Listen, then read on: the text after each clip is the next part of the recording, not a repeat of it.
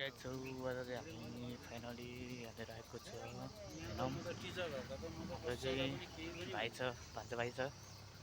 hello गर्दैन यसो गर्न हातले हाई गर्दैन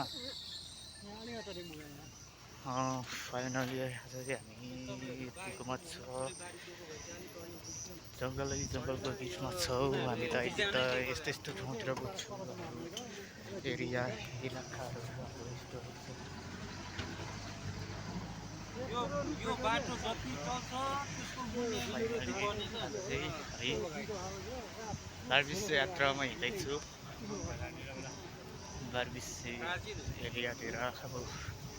सकेसम्म काठमाडौँसम्म हुन्छ अनि आज राखेछु आज चाहिँ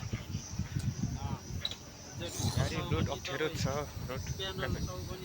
कच्ची रोड छ हाम्रो क्षेत्रमा रोडहरू सबै ठिकैको छ रोडहरू एकदम नराम्रो छ